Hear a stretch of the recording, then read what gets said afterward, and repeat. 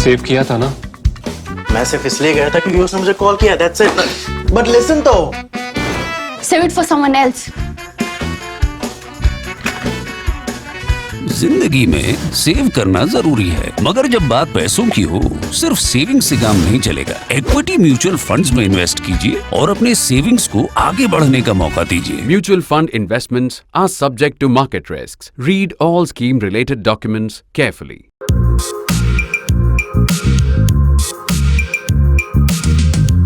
Have you been following the controversy about Alia Bhatt and the paparazzi? On the grounds that you may not have been, here's what happened. Alia Bhatt was at home and she realized that two people had gone on to another building, an adjacent building, had trained their telephoto lenses into her house and were going on shooting. She was predictably outraged and she tweeted about this and she said, "This has crossed all limits. This is a complete invasion of my privacy." But despite that, the photographs appeared anyhow. The uproar grew. Various people in the film industry tweeted in support of her. And then finally, without any apology, without any explanations, the offending photographs were withdrawn. Now, obviously this is wrong. It's completely unacceptable to train your cameras into somebody's house. But it goes on. Many people in the media use as a defense the argument that once somebody agrees to be a celebrity, they lose their rights to privacy. This is an idiotic defense. It's not a defense that stands up in any court of law, but they use it anyhow. It is unfortunately something that happens all over the world. It's at its worst in Europe, and it's not just movie stars or pop stars who are the victims, it's also members of the British royal family and other such people. For instance, the Duchess of York was photographed some decades ago, topless with a financial advisor in the south of France. A bit after that, Princess Catherine, the wife of the Prince of Wales, was photographed topless again in France near a swimming pool.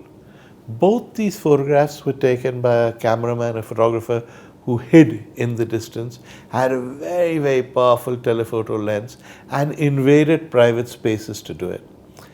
Now, again, the defense was they're celebrities. Why shouldn't we take their pictures? Well, you should take their pictures and you have a right to take their pictures if they're, say, walking on the street, if they're going to a premiere. But if they're at home, if they're in something that they regard as a private space, do you really have the right to train your telephoto lens in and catch them in states of undress? I think 99% of the world would say no. It's got further than that. In England, for instance, and this is some time ago, people taped telephone conversations, private telephone conversations between Camilla Parker Bowles and Prince Charles. She's now the Queen and he's now the King. And Princess Diana and an admirer who she was clearly having an affair with. And these were released to the media, and some newspapers even put up phone lines where you could call and listen to these conversations. These were private, intimate, and embarrassing, frankly, conversations. The people who had those conversations imagined that they were not being listened to. They imagined that they were in a private space, communicating privately. But no, because the media is intrusive, they were not in a private space. Now, some of this changed, not all of it, some of this changed in the West after the death of the Princess of Wales, or Princess Diana. You will remember that incident. She was pursued by paparazzi on motorcycles when she was going into a tunnel in Paris, and her driver, who was probably drunk to begin with, was so thrown by all the paparazzi chasing them that he banged the car and the Princess of Wales died. This led to calls for some restrictions on paparazzi, some protection on privacy, and it's worked. It's worked only up to a point. Prince William, for instance, sued the magazine that carried topless photographs of his wife, and he won. But it still continues in the continent. In England, there are now pretty strict restrictions on what you can do, what you can't do, whether you can show pictures of celebrity children. And these are sometimes violated, but by and large, they've held. In India, on the other hand, we have no such rules. I don't know any media organization that covers celebrities or famous people that has any guidelines for what its photographers should do. Nor do the editors know where you draw the line. So basically, everybody just makes it up as they go along, and privacy dies a quiet death. You could argue, as many people do, that this is just a business about celebrities. It's not. It affects all of us. Because privacy ultimately is something that every individual is entitled to. Every individual has the right to live with dignity, to have a certain amount of privacy. And unfortunately, even if you're not a film star, your right to privacy has now gone. As far as people are concerned, people in the media and people outside, we're all just commodities, something they can make money out of. In the case of celebrities, it's easy to see how they're making money out of them. They're taking pictures and selling them. Magazines are hoping to increase their sales by carrying these personal and private photos. But it affects you and me also. Think about it.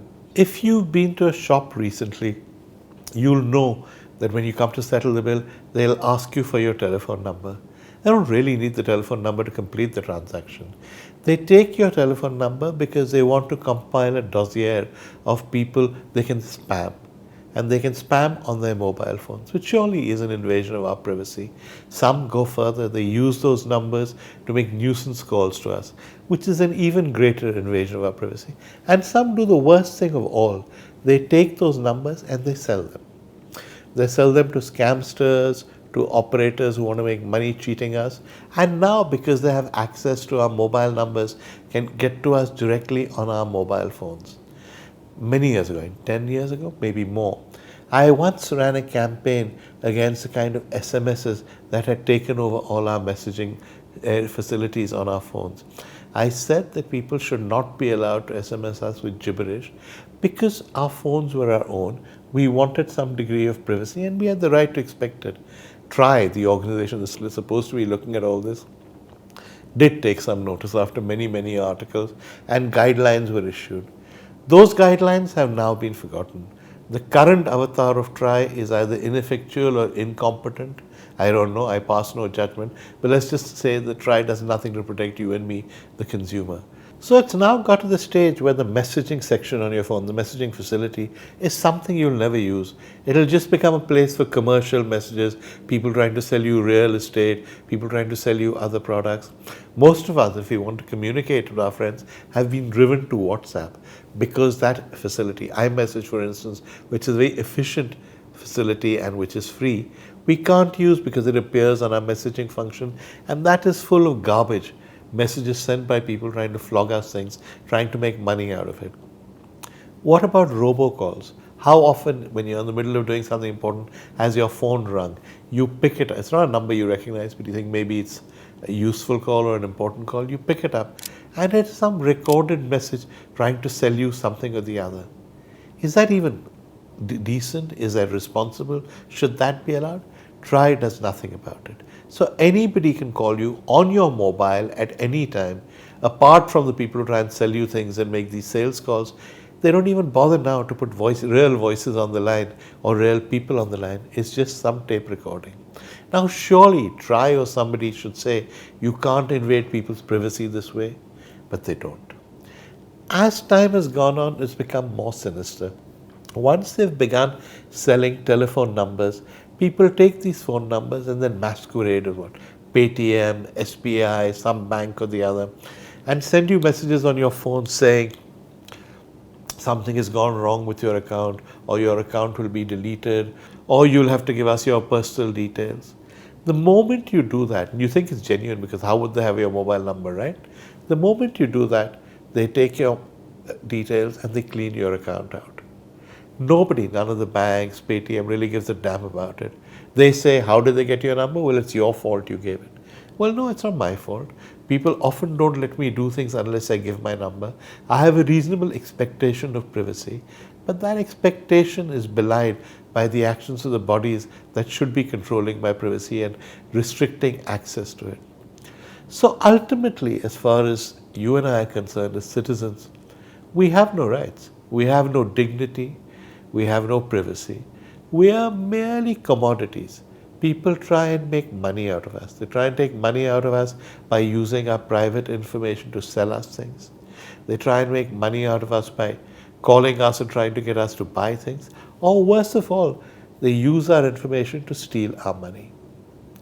It's different, I can see it, from a film star having his or her privacy invaded, but only up to a point. Ultimately, what's at stake is privacy and the reduction of all citizens of India to commodities. We're there without rights, without dignity, without privacy, just for people to make money out of us. You don't think somebody should take action? Of course they should. I've been saying this for years, but sadly, the system is now so rotten, nobody bothers.